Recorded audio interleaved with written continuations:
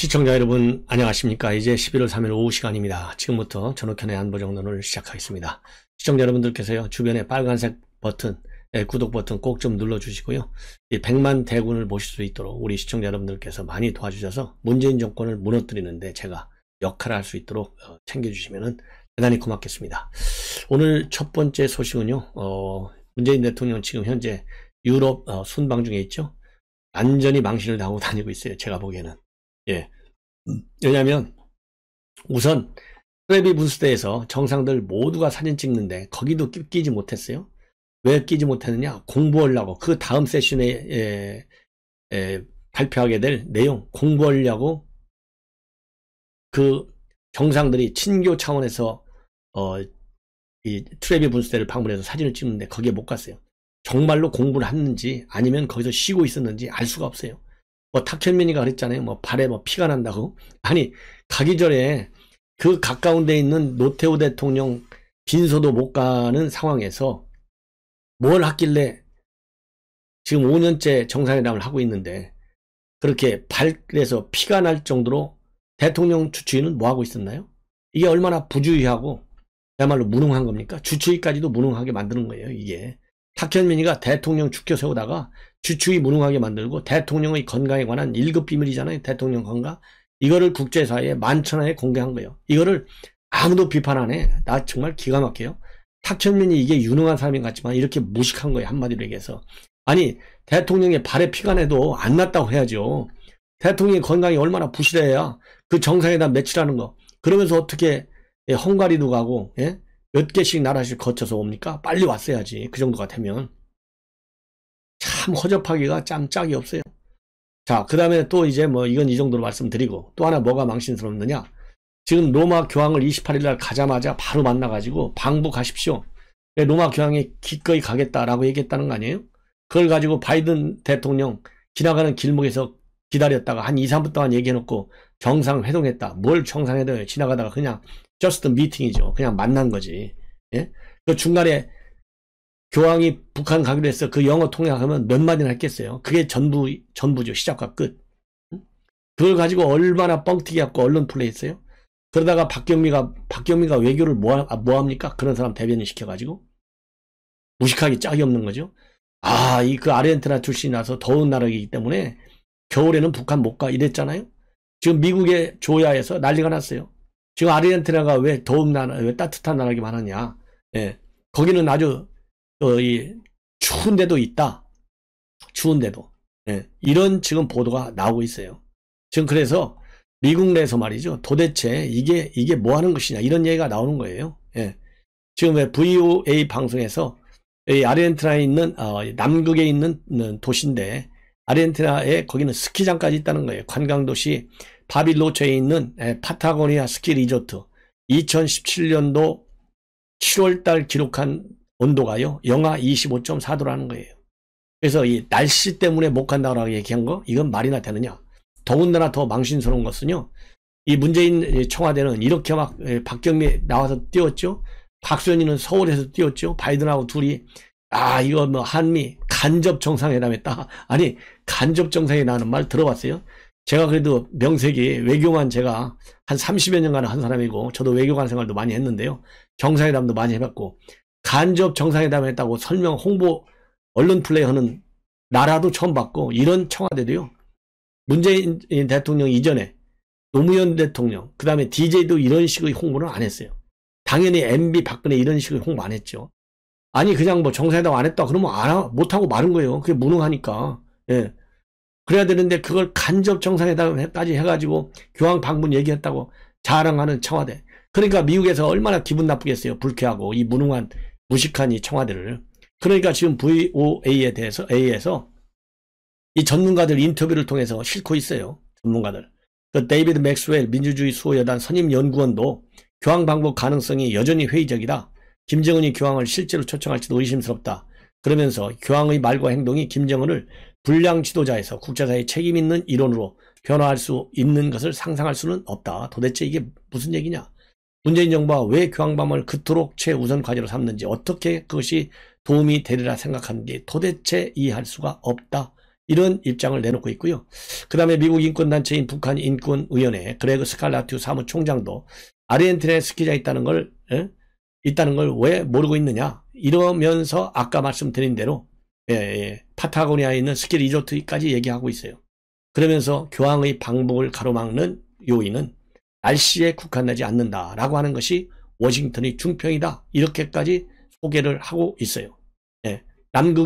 남극과 가까워가지고 혹한이 찾아오는데 스키장도 이렇게 여러 군데가 있는데 참 얼마나 이 G20 정상회담 가가지고 사진 한 방도 제대로 못 찍고 주제 발표도 제대로 못 해가지고 그것도 또 북한과 관련된 산림혁명만 얘기하고 있고 북한은 아무 관심도 표명하지 않고 그게 또 망신당하고 이 교황청 더 중요한 것은요. 교황청 발표는요. 방북 뜻을 밝혔다라는 말이 전혀 없다는 거예요. 전혀. 교황청 발표에는. 이게 지금 청와대 외교의 특징이에요. 이게. 예.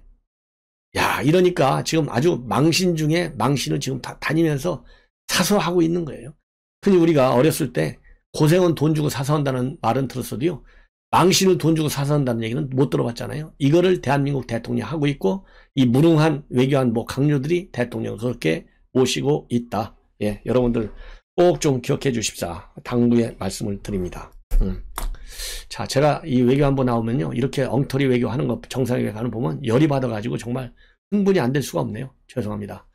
자, 이제는 이제 오늘부터 그동안 당원들 중에서 이 투표를 모바일 투표 안 하신 분들 이 ARS로 투표하고 그 다음에 4개 여론조사기관에서 1,500명씩 6,000명을 대상으로 조사가 진행되고 있습니다. 자, 그러다 보니까요. 이제 어제까지 있었던 당원 투표 서로가 우리한테 유리하다 이렇게 입장을 내놓고 있는데요. 윤 총장 야권에 대한 야권의 정권교체에 대한 희망의 불씨를 땡겼다. 예, 그래서 당에 참 들어오기를 잘했다. 정치는 혼자 하는 것이 아니고 당의 후보가 되면 국민이 집권하는 것이다. 예, 이런 입장을 내놨고 그리고 2차 예비 경선 이후에 새로 투표권을 얻은 19만 신규 당원들은 캠프들에서 동료에서 입당한 일들이 많다. 투표율 상승은 윤 총장을 지지하는 당원들이 결집한 결과다. 이런 입장을 내놨고요. 그 다음에 홍 의원 측에서는 투표율이 60%를 넘을 것이고 그러면 조직이 무색해지고 홍준표가 압승한다. 아예 통과가 안 되는 20%가량의 당원을 제외하면 투표가 가능한 당원의 70%, 5% 이상이 투표한 것이고 일부 당협위원장들의 오도 투표도 당원 반발로 현장에서 전혀 먹히지 않고 있다. 당원들의 힘으로 구태 정치, 줄 세우기 정치, 구태 정치인들을 몰아내자며 당심에서도 이겨야 저들이 승복한다. 이런 입장을 내놓고 있습니다. 자, 그리고요. 이제 오늘 이제 일반 국민 여론조사와 관련해서 윤석열 그리고 홍준표 입장문을 내놓고 있는데요. 먼저 윤석열 총장 정권 교체를 위한 반대장동 게이트 연합을 추진하겠다. 이런 입장을 내놨어요. 그러면서 제가 당원과 국민의 성원에 힘입어 국민의힘의 공식 후보로 확정이 되면 그 즉시 정권 교체를 위한 반대장동 게이트 연합을 추진하겠다.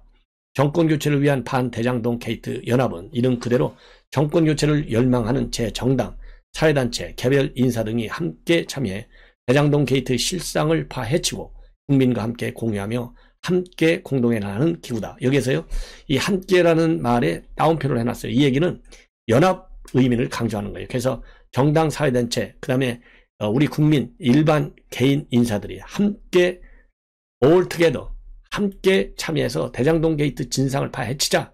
딱 이겁니다. 그래서요, 이번 대선은 대장동 게이트의 부패, 몸통과 싸우는 전쟁이다. 이들은 문재인 정권을 잇는 하나의 세력으로 그들은 공적 권력을 이용해서 국민 재산을 약탈했다. 과거는 중요하지 않다.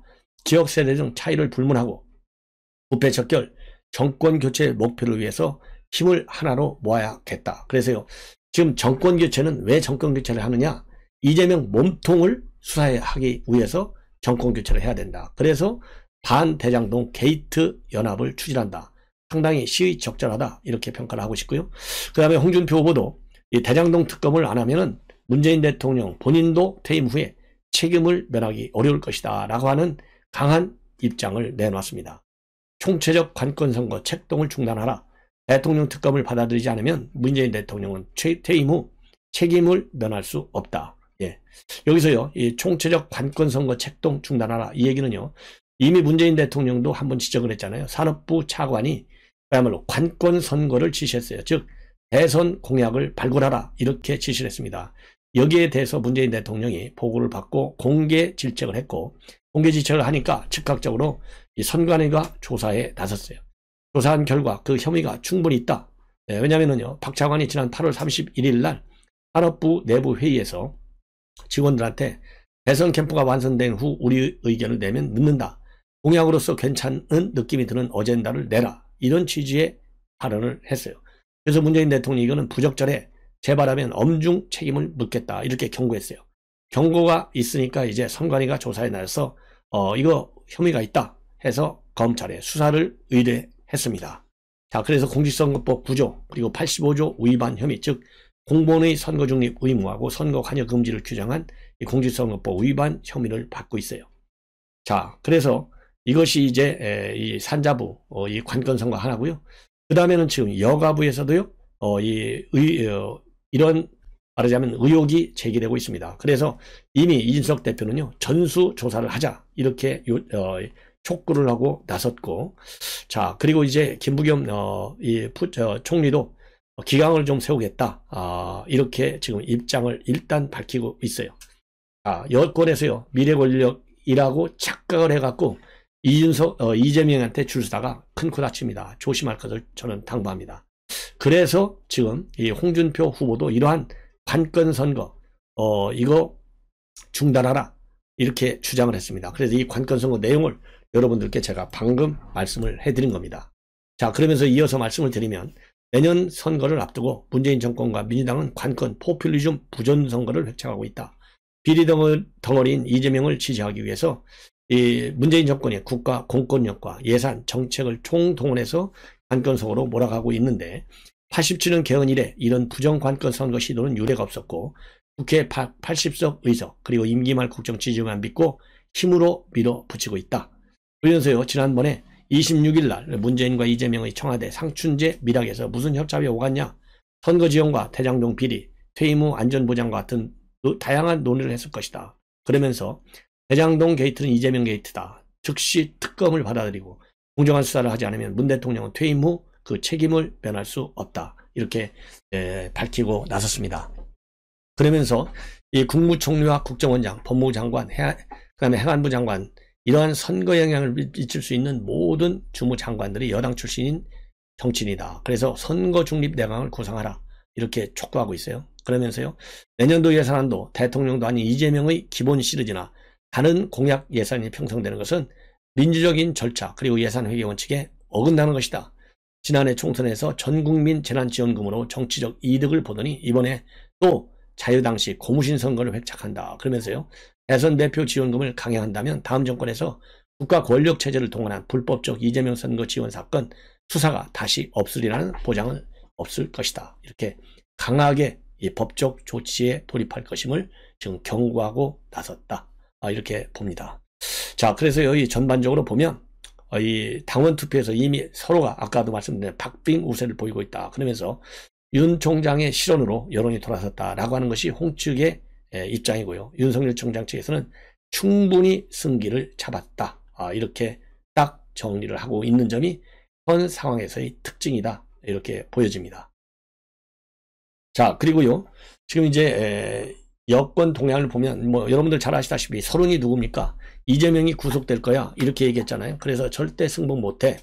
이 서른이 결국은 이재명 캠프의 용광로선대위에 공동선대 위원장 자격으로 참여를 하고 있습니다. 그래서 이 공동선대 위원장 이 회의가 열렸는데요. 여기에서도 여전히 이재명에 대한 이 대장동 사건의 의혹 이거를 강력히 제기하고 있어요.